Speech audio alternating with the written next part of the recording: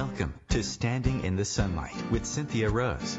We are all on an ever-unfolding unique journey. Join Cynthia Rose as she begins her unique perspective to all that is meaningful.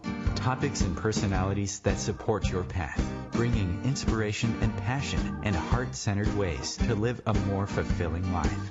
A down-to-earth and uplifting sharing of what it means to be spiritual, creative, and living life to the fullest by standing in the sunlight.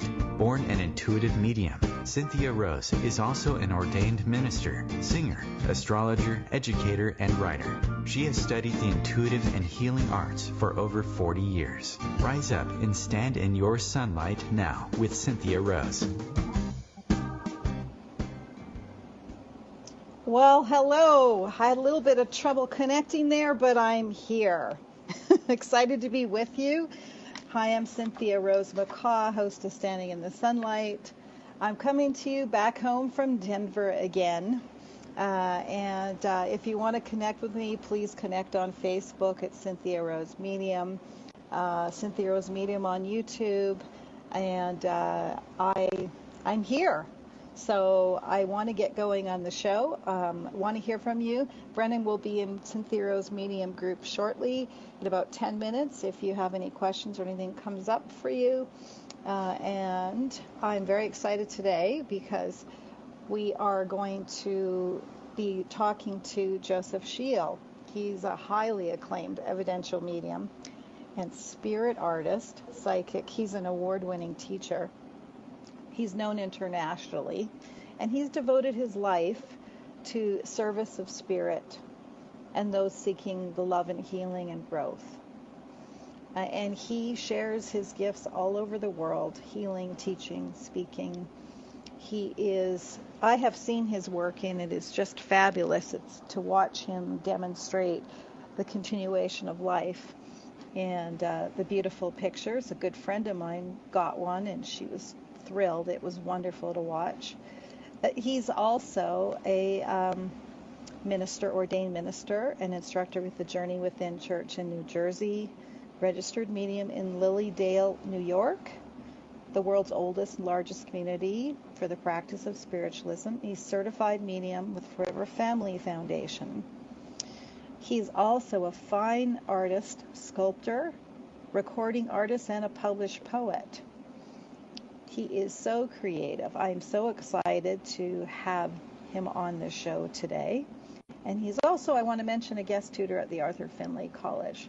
So you can read more about him at josephshiel.com and connect with him on Facebook, and we'll make sure that we post that information again. And hopefully he's there. Are you there, Joe? Yes, I'm right here. Nice to see you. Nice with you, Cynthia. Yeah, Thanks for having. Oh, I'm excited to have you. Now, do you have headphones on, or do you have the radio show going? I don't have the radio show going. I have you on speakerphone. Do you want me to take you off of that, or?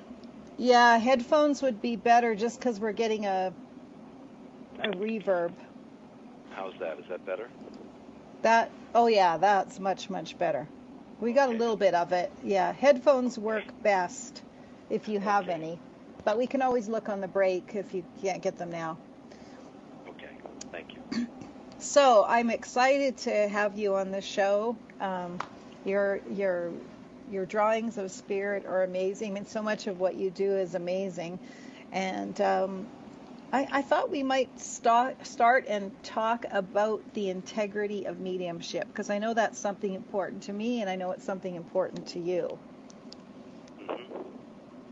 Well, it's definitely very important to me, and something I try to pass on to students and to people that are interested in this work at all, and I think if we are to move forward with this work and have it be more accepted, more mainstream, and more understood, that unless we stick to the truth and stick to the integrity of the work we do, the science we put behind it, and things like that, we're going to lose our way, and we're going to be in a place of silliness, and that those things that are maybe more entertaining but not not real, and that can really kind of taint the work we do. It can kind of confuse people, the types of things we're doing.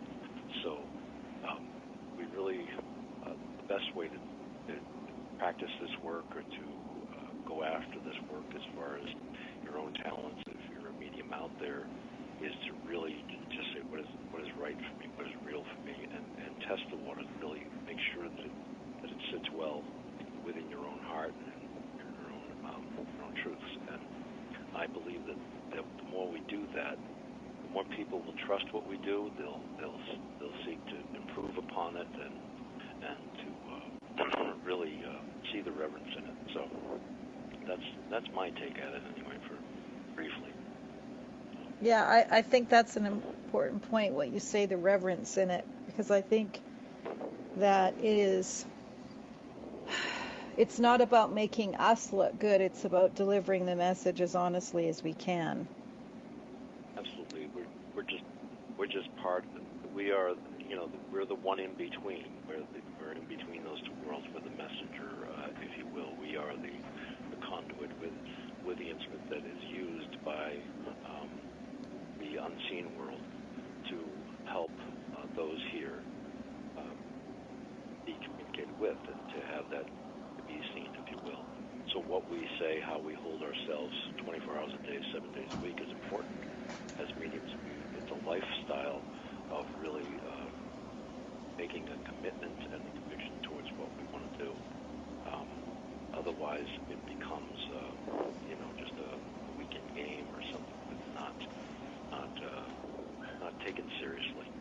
And it doesn't mean that there isn't joy and there isn't laughter and there isn't things, just like real life. As above, so below. So there's lots of wonderment in the lives that have gone before us that kind of pave the way and show us the way. And I believe they have a good insight. They kind of been there, done that. They can show us lots of ways to live better lives, to move forward in our life, to really cherish this life we have. I think a lot of people make the mistake of thinking that mediumship, spiritualism, all this stuff is all about the dead. It's always about death, And I can't refute that more than to say that it is absolutely the opposite. It's more about living and the continuation of life and the continuity of life, and how that can help us to live better lives and with better understanding of each other, with better love for one another, and living with an insight into what's good for the world and where we're going. So I think the work that we do as mediums, you and I and others that do this work, they have an obligation, first off, to have that integrity in what they're doing.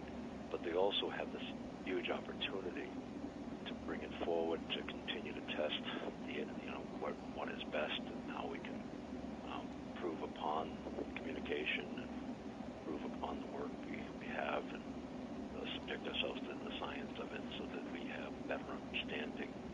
And in this way, we serve the clients in such a rich way that people that are hurting, people that have come to us or come to a demonstration, who have lost their children, who have lost their loved one, who are in the midst of concern and quandary, who aren't getting the answers in everyday religions, and they're not finding it peaceful, and they stay in the grief.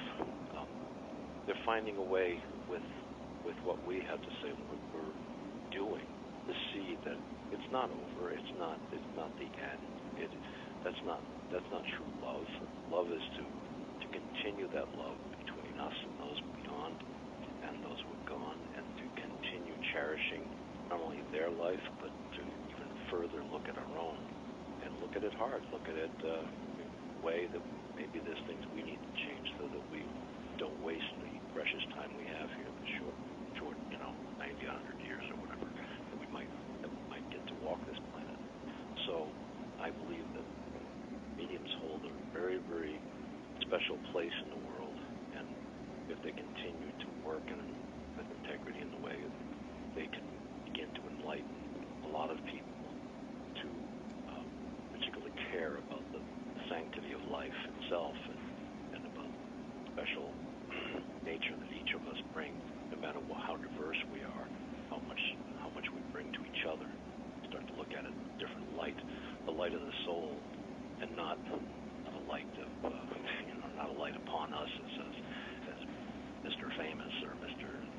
back and look at me.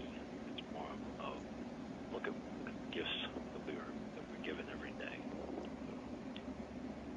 And I completely agree, and I think, you said two of my favorite sayings, "As above, so below," is a favorite saying of mine. But also, Okay. I've also said that I feel like I can't do this work without it being a lifestyle. It is not. It's a very sacred job, and yes, you find the joy in what you're doing, but it's very sacred, and it has an interesting effect on the medium themselves. Like for me personally, I want to enjoy every day, every moment, live deeper in the moment, because I'm very aware that although I won't end, I'll continue, that I'm here for a short time here. And Right.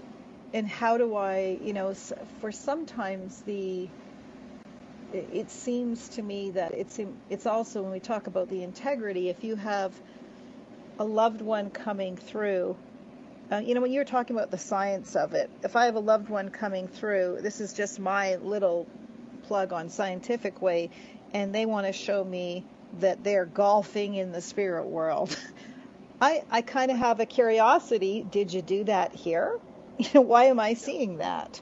And Right. it seems important to add that into me. And why are you showing me that now? What's important about that? And I know recently I had that, and it was because there was a loved one with them who was a golfer.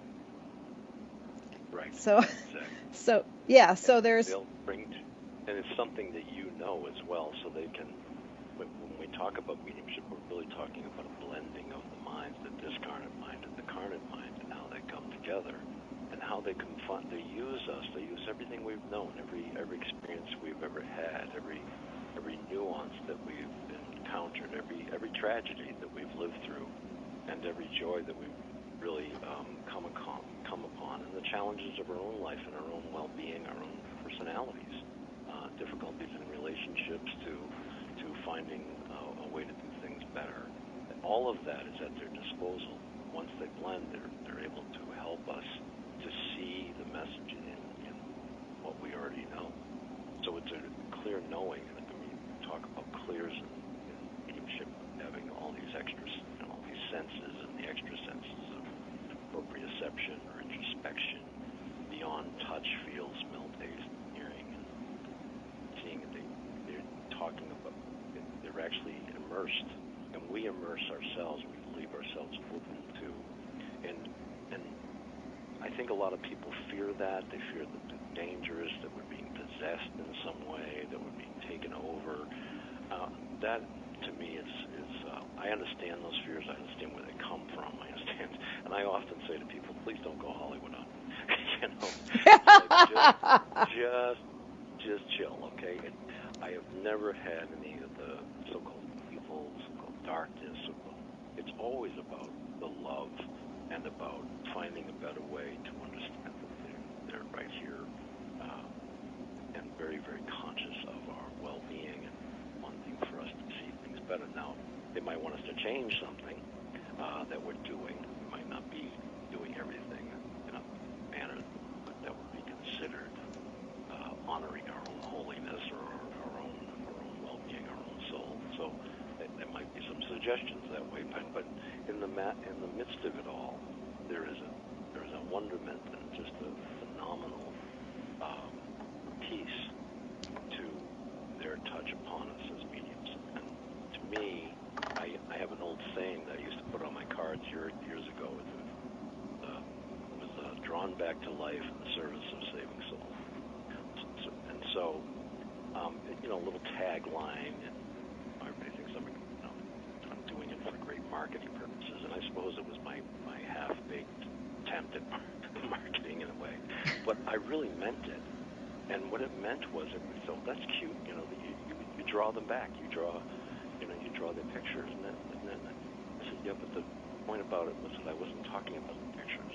I was talking about, in doing this work, giving of myself, taking this chance to put myself out there and sometimes take the heat for it from people that don't understand it. It's interesting. I'm the one that's finding my way back. I'm drawing back to life itself. I'm healing because of service, because I'm serving others. And I think that a lot of my students are finding that too, that they come in here because they're interested, they're curious, they want to hang out a shingle, they want to do this work, they want to have fun. And they find that it's not so easy to just do that, because one has to dig deeply within oneself and begin to heal the wounds of their past and their misconceptions about what's best for life and for others. And they begin to heal their own being and become happier and much more content with their lives and where they're going.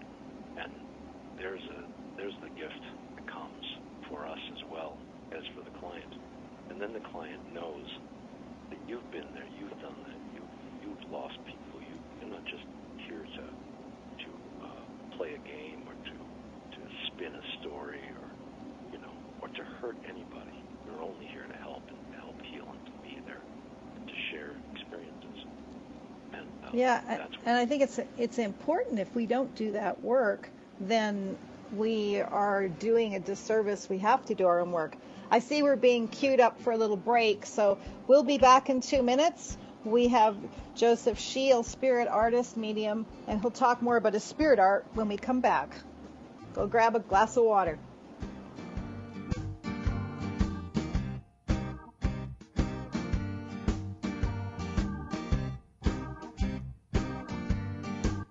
Your conscious lifestyle on steroids. OMTimes Radio. IOM FM. OMTimes magazine is one of the leading online content providers of positivity, wellness, and personal empowerment. A philanthropic organization, their net proceeds are funneled to support worldwide charity initiatives via Humanity Healing International. Through their commitment to creating community and providing conscious content, they aspire to uplift humanity on a global scale. Connect at OMTimes.com. OMTimes, creating a more conscious lifestyle. Hello, I'm Sandy Sedgbeer, host of OMTimes Magazine's flagship radio show, What is Going On. My passion is sifting through information, research, and innovations from new thought teachers, speakers, and researchers pushing back the boundaries of what we know about life, energy, metaphysics, and the universe. I love shifting perceptions about who we are, why we're here, and how quickly impossible becomes normal when we open our minds, expand our awareness, and accept that the only limits that exist are those we place upon ourselves. So if you're the kind of forward-thinking, eager investigator of what lies beyond the current reality that most perceive, why not make a date to come play with me in the field of possibilities at 4 p.m. Pacific Time, 7 p.m. Eastern Time every Thursday, and together we can discover what's really going on. Hi, I'm Danica Patrick. Watching my nieces grow, play, and learn is amazing, but not every child gets to be carefree. 1 in 6 kids in the U.S. are hungry. This breaks my heart, and it's something that Feeding America is working to change. Each year, the Feeding America network of food banks rescues billions of pounds of good food that would have gone to waste and gives it to families in need. To help, visit feedingamerica.org. Brought to you by Feeding America and the Ad Council.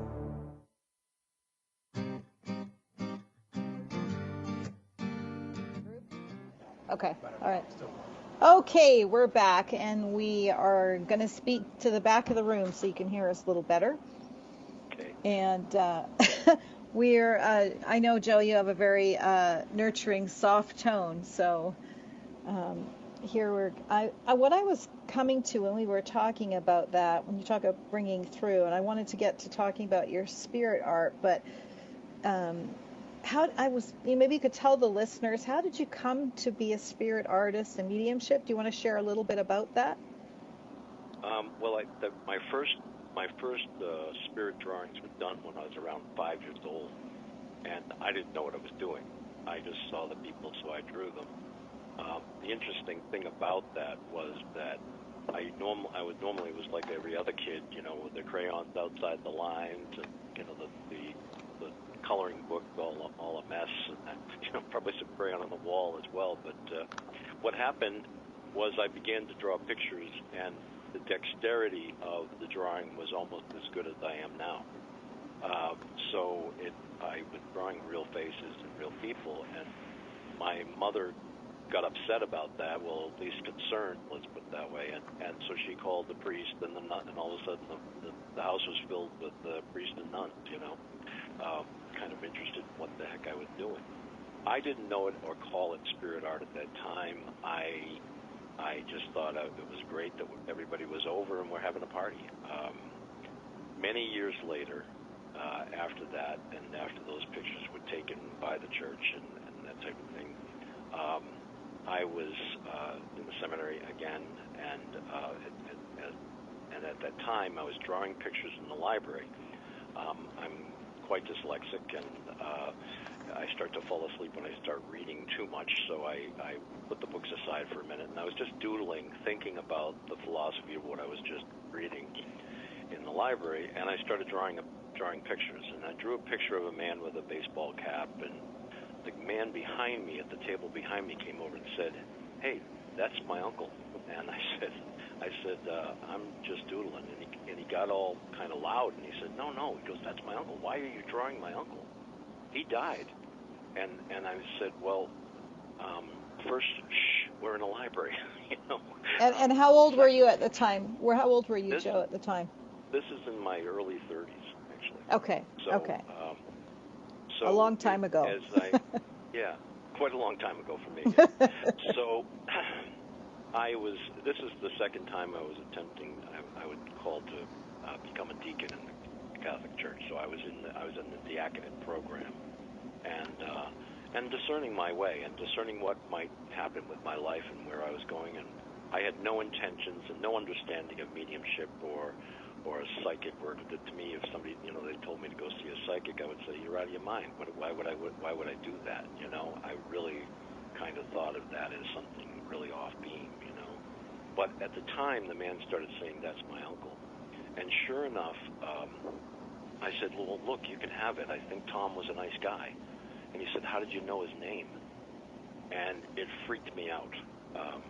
And then I started drawing a bunch of pictures, and people were recognizing them, and I really didn't understand what was going on. So I asked some people around. I asked some of my friends that were deacons, priests, a rabbi friend of mine, and I said, "What should I do? What's going on with me? Am I going crazy? Am I being attacked? What's going on?" And so a lot of them were very loving and caring. I had maybe one or two that were, getting all uptight about it, but most of them were very loving and thought it to be a very beautiful thing. So they made some suggestions, and I went out to Lilydale, despite the fact that I was very nervous about that, and I met some people out there, and I started to ask about this way of doing things. I then, met some other people through the process of learning and going to circles and kind of meditating and really trying to ask questions about this, praying on it a lot. And then I learned about Coral Poles, who was a spirit artist in England, and I started to be compared with her a little bit, and God bless her. I for me to be thrown in the same boat with her, but yeah, she definitely was a very talented and extraordinary woman, and so I began to work on it more and more, and as I started to do readings, I started to do the drawings along with the readings. So I would draw the person or one of the people that I was seeing in my reading, and I always believed in trying to.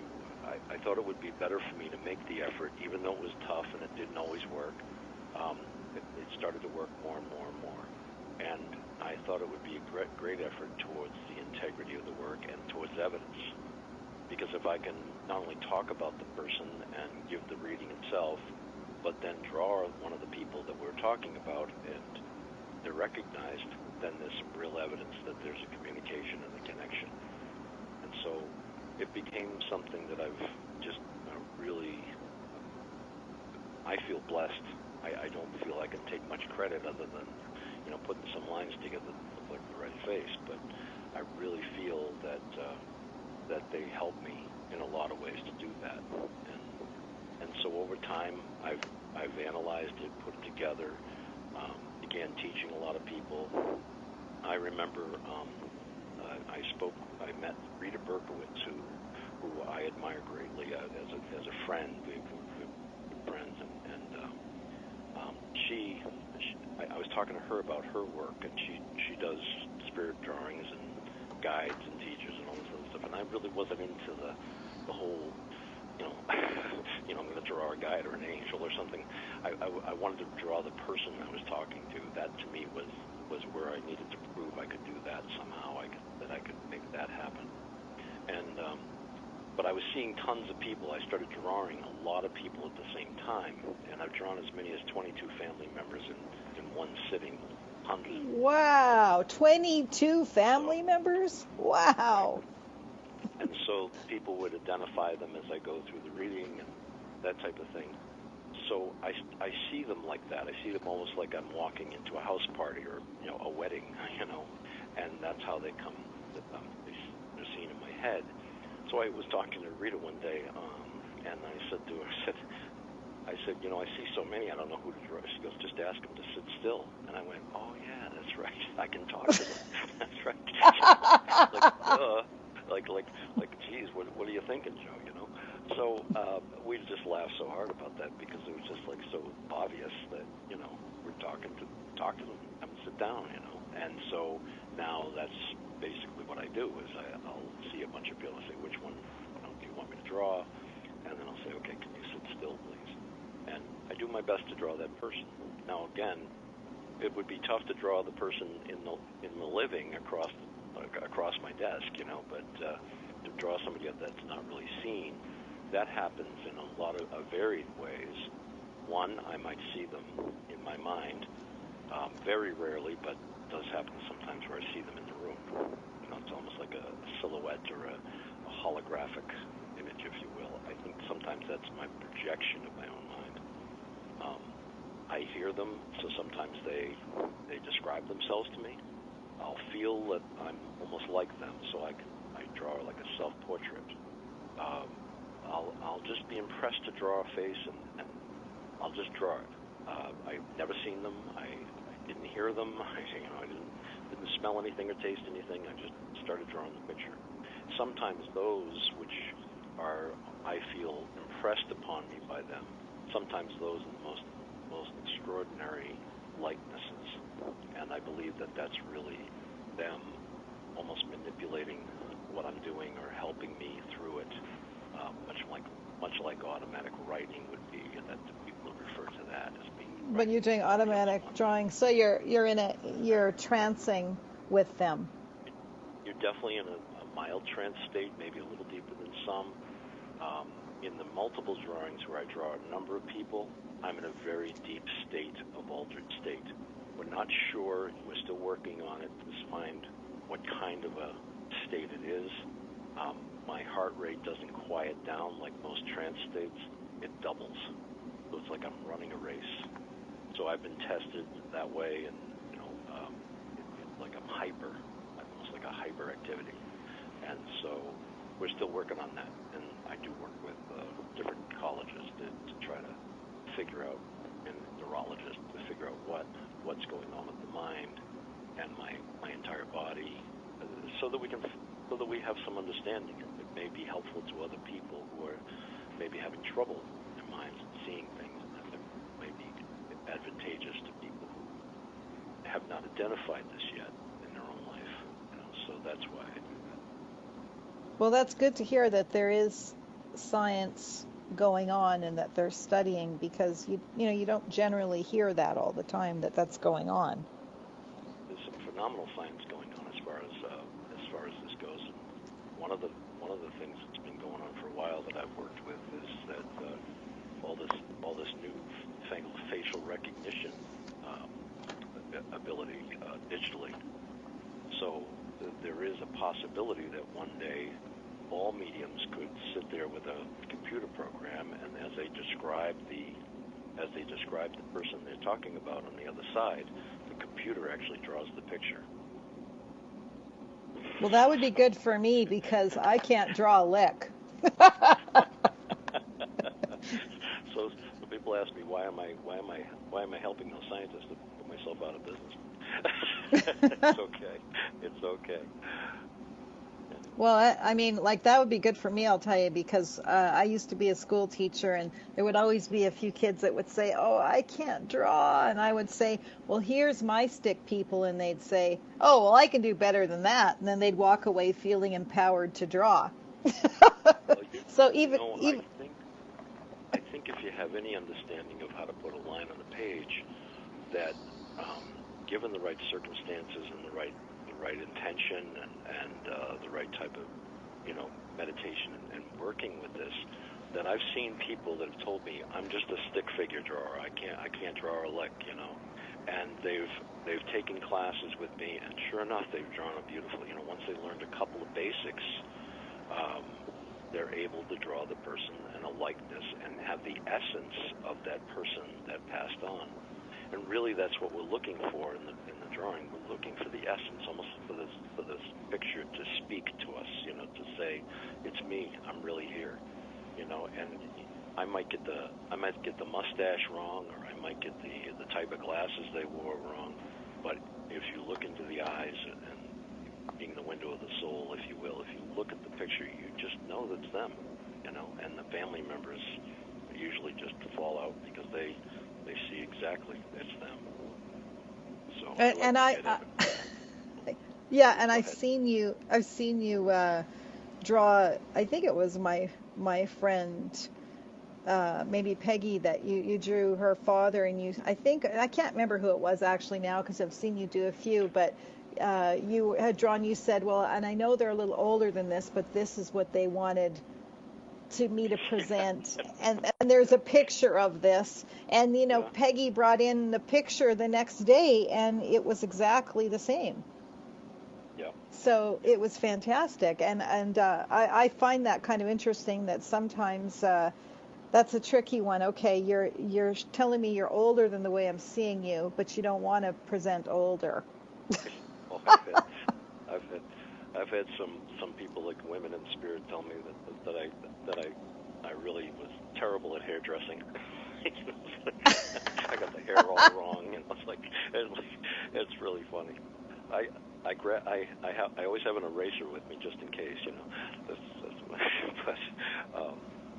people have been kind enough to send pictures back to me and to verify the pictures I've drawn, and even the multiple drawings. I've got pictures of the items, the places, the things around them, the car that was in the accident, the carousel down that was next to the house, those types of things, and the homes that they lived in, those types of things. So there's a lot of remote viewing involved as well, and I just believe that they're really trying to help us and to get to us and to speak to us about our lives and about where we're going.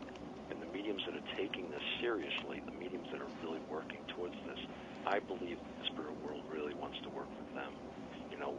We certainly want them to communicate with us. We certainly want to help. We certainly, there's mediums with integrity and with a true, heartfelt wanting to serve others and serve for the peace of things. And those mediums are being led. They're being taught. They're being shown the way.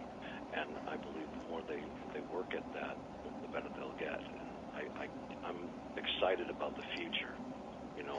I'm an old guy, I guess. Well, I'm not old, but there are younger people coming up that I'm excited about.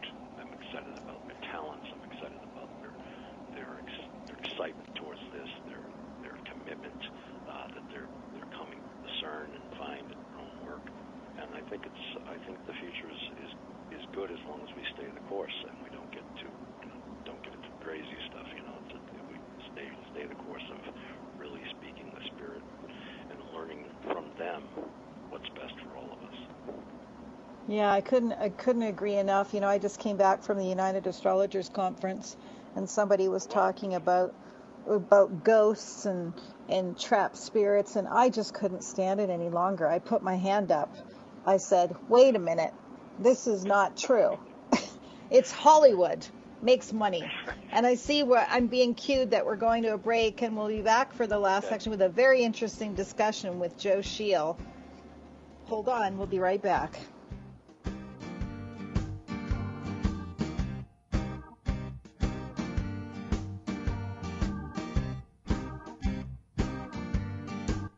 Free your mind with OMTimes Radio, IOM FM.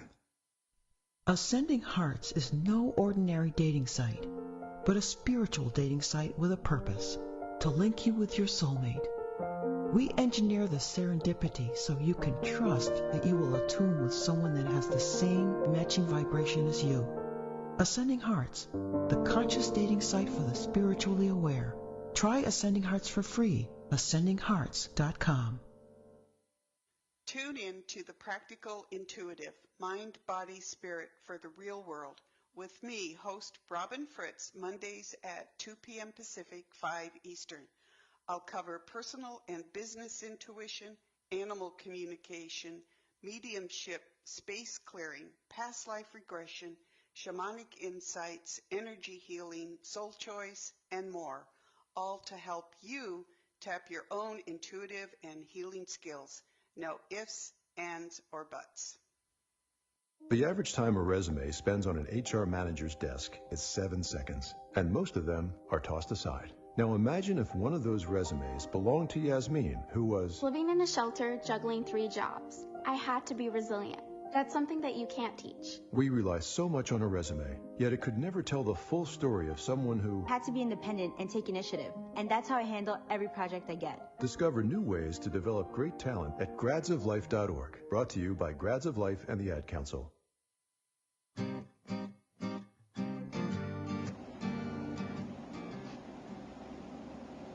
Okay, we're back. I just wanted to mention that if you are in Ireland, in Dublin, Joe, you're going to be there demonstrating with Mavis Patilla, correct? Yes, we'll be. June 22nd, we'll be in Dublin, and demonstration there, and then a class over the weekend together. So I'm blessed to be with Mavis, that's for sure. She's great. She's just fantastic. Wonderful, her and Jean, wonderful to be around. So, and it's back in the old sod, so I can't fault that. It'll be fun. Oh, lovely. And then you're back. I know you're doing a demonstration with John Holland and a workshop there. Back the following weekend. I get back on the 25th, and then on the 29th and the 30th, I'll be in demonstration with John Holland in New Hampshire, and we'll drawing evidence from the unseen world, which is a class for beginners as well as seasoned mediums to incorporate drawing into and that kind of art into their mediumship and help them expand their mediumship. So it should be fun. Be a lot of hard work, but good fun too. So. Terrific. And I wanted to also mention that you're going to be at Lilydale as well. Lilydale, I'm registered at Lilydale, so I'm contracted to be here for the 2 months of the summer. I'll be teaching 3 classes this summer and doing private readings. July 9th and 12th is Spirit Artistry Intensive, and that's for mediums. You should have a little bit of experience behind you to take that class. You should have not necessarily artistic experience as much as mediumship experience would be extremely helpful. July 15th, becoming a better medium every time you work, and that's for different levels from intermediate all the way up to more seasoned professional mediums that take that course. And what I talk about there is how to see the way we work, how to assess our work, and kind of move forward and add some really other ways of moving through and working with spirit and gathering information and becoming more evidential and more accurate in your work and more confident in your work. July 19th and 20th is beginners psychic mediumship development, which is for anyone who's brand new to this and they're wondering, geez, is this something I could do? Is this something I want to do? Those 2 days are, there are a lot of good information, a lot of the basics and foundations of what we do, and getting a good handle on choosing the kind of medium you want to be, choosing whether this is for you at all. I think it's a really good place to begin and get a good understanding for all of this work, even if you're curious or you've been reading books about it and want to know more. This is the place to ask the questions and really kind of try it out. And it's a good workshop. It's a really fun workshop. And from there, go ahead. Go ahead. No, you go ahead. The year is just packed full, so I have my mentorship program in the fall, coming up in the fall, which will begin in October, and then demonstration with Paul Jacobs at Journey Within, and I've never done with Paul before, and I'm looking forward to that greatly.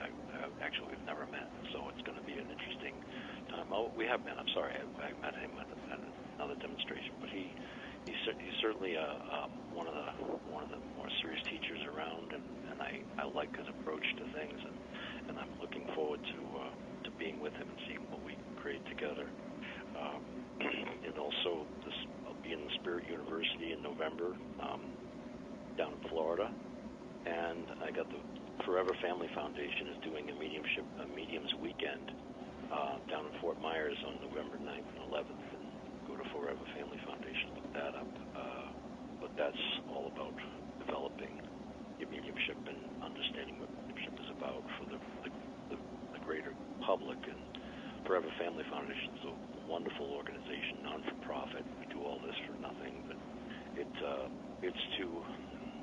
it's to really help find mediums and test mediums. It's probably the most difficult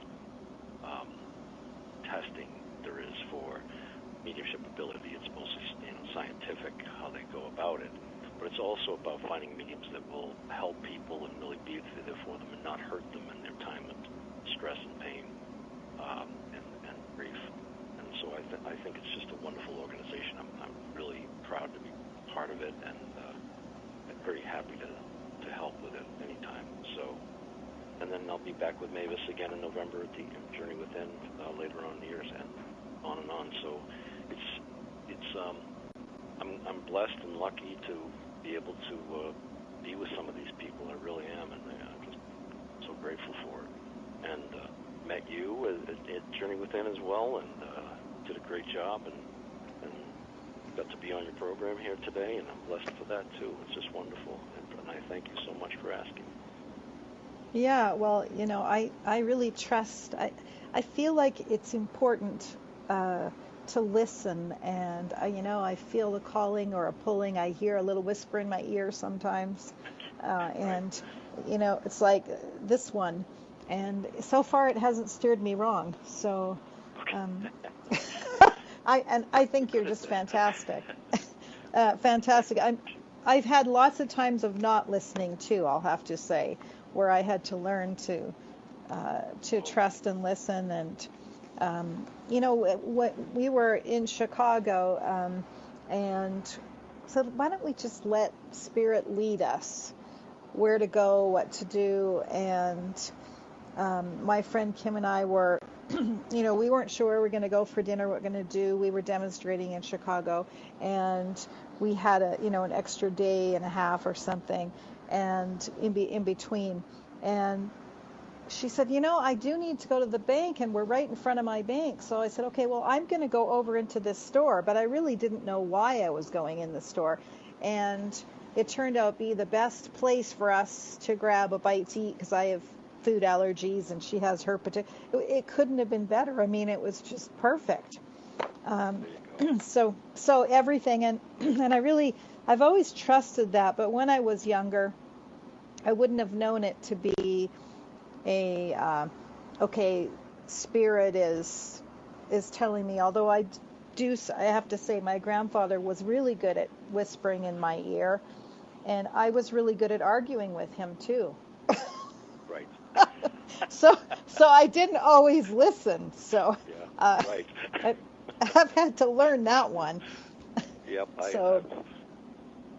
Sometimes I have to make those mistakes and fall down several times before I start to listen. So it's okay. It's just human nature, I guess. Yeah. Well, it's sure would be great if we can ever convince you to come to Denver to do a workshop. We sure would love to have someone like you I teaching. actually had a phone call yesterday, and somebody wants to bring me out to Denver, so I am planning on doing that. So oh, well, fantastic. Maybe 2019, we'll arrange that somehow, and I'd love to get out there for sure. Yeah, that would be great, because I don't think we've had people teaching spirit art out this way, so that would be fantastic. It's kind of rare still, so that's for sure. You know, something that came up, I just thought of, which kind of interesting. I don't know if you have anything to say about it, but, you know, my father passed many years ago, and when I talked to him, I knew he was going to pass. He said to me, I said, "Are you going to come through?" And he said, "No." And we argued about it. And I said, "Dad, come on." He said, "No, why would I want to come back here?" And so we had a bit of an argument. And I said, "Well, at least let me know when you passed, because I'm going to be the one that's going to have to deal with everything." So he did do that. But then I didn't hear from him. And, you know, I would dream of him. And every time the people would say to me, "Oh, he was here, but he's gone to the next place. And he was here and he's gone." And I was like, what the heck? So I don't know what he's doing. So then he did come through, and he's come through 3 times. And every time he's come through, the first thing he mentions is one of the details from the last reading. So very interesting. He mentioned the place I was in when he'd come through the second time, and then he mentioned something specific he said in this last one. It's fascinating, and I don't know why he took so much time to come through, but I actually think that he didn't want to affect me, and like he wanted me to grow on my own, and he was such a big figure in my life. Right. And there may have been a lot of reasons why, and there may be his own reasons why, but the fact that I do believe they're only a thought away, and sometimes we're just not ready. Sometimes we're just not ready to hear what they have to say to us, or that we're not ready to believe. You know, we're just feel too sad and too hurt by it all. And I've had that happen to me too. It's not uncommon, but you know, given time and given some quiet and given some healing time, we will see them in our dreams, or we'll begin to have communication with them, or a medium will bring them through for us, and that's incredible. And you know, it always is amazing to me. I mean, in that demonstration with Tony Stockwell, Tony brought through someone who passed last year, very close to me, and he was touching upon these information. He couldn't believe that, you know, the other person demonstrating would be taking it, and we don't always like to do that because it kind of, you know, we're not the audience, if you will, but Spirit's going to come when Spirit's going to come, and just some of the indications and the signs that he brought through were incredible. And it wasn't a whole lot, but it was enough for me to know, geez, that just can't be anybody else. That has to be it. And you know, I haven't heard from her yet since then, but you know, I have hope. I have hope, and with the work that we do, we know that it's possible. We know that when the right elements come together, the right weather, the right moment, the right place, the right people, the right energy, if you will, then all is well, and will have a much easier time of making the phone call. I mean, we've had a little bit of trouble with my phone on this radio show, you know, me having to speak up and things like that because I picked the wrong phone.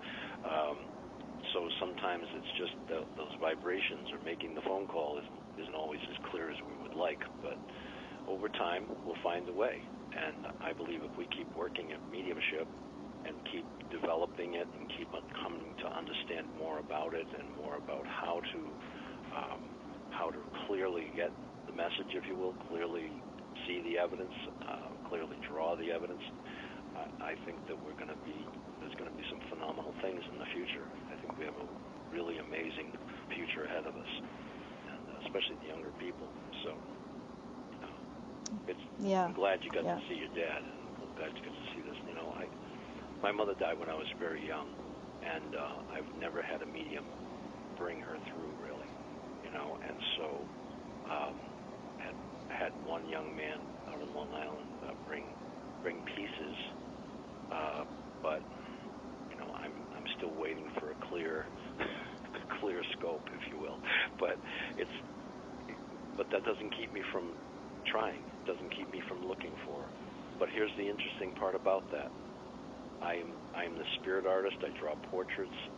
You know, I'm a musician. Things like this. My mother was a portrait artist and a concert pianist. So, did I get her talents, or is she helping me? And I got a feeling that maybe she's helping you. She helps you, and she's so close that sometimes it's just like they're so close. I know in teaching auric fields and energy work with people, those that we know the best can come right into our auric field, and we may not notice because they're just like, we feel that connection. And my father has done the same thing. I was writing a song called Sweet Butterfly, and as I was writing that song, the lyrics to the song, I didn't write the music, Miles Black did, but as I was writing it, I thought, I think I had tried to write it 3 times. It wasn't working. It's a strange song form. It's not usual. And I finally said, I know I'm writing with the spirit world. I put my pen to the paper, and in like 2 minutes, the whole song came out. That's the inspiration of poetry. I mean, that's the inspiration from the other side. That's us being blended with, and those wonderful, insightful, just beautiful beauty itself, just pouring through. And the creative mind, creative person, anyone with a creative mind, I believe, can do this work. Because if we work in the creative mind, we work in the right brain. That doesn't mean the left brain goes to sleep. It just means it takes a back seat. But in that creative place, when you write a song and it just pours out of you like that, listen to anyone, any great musician or great songwriter, that's exactly how it happens. You know, they get it just like that. So yeah, and that's how the music comes for Miles too. I know we only have like 3 minutes left, and would you like to share one of your poems? You've got The Edge of Wilderness, a beautiful book of poems. Would you like to share something? Sure. I'll share a poem that I've shared with a lot of people, but I wrote this poem for a mom who had lost her son, and right after the reading, like you, writing your music, I wrote this poem for her, and 45 seconds left. Okay. The empty room. You may be gone, but not forgotten. You may be somewhere else, but I know you're still around. Your room has gone quiet, yet I still hear you. Your chair may be empty all day long, but I still feel you and know you're not gone. Some try to console me. They tell me that they're sorry, yet I can't hear them through the tears I cry. So sad and so lonely and so full of worry. Even though I know it's true, I know you did not die. There is no death. There are no dead. We do not die after this life we've led. There is a more peaceful place, a heaven above. There is no death. There is no love. Every day and every moment I think of you and the memories we had. And I have those times when I don't know what to do because my heart hurts so bad. The littlest sound, a gentle breeze, a special song, a baby sneeze. No matter how long my life will be, you live and you live well in my heart, you see. I don't have all the answers. I don't know the hows or whys, and even through all the pain and tears, I know you did not die. There is no death. There are no dead. We do not die after this life we've led. There is a more peaceful place, a heaven above. There is no death, but there is no love. Beautiful. I think we're time's up, but go to josephshiel.com, and thank you so much for being on the show. Thank and you very hope to much. see you soon.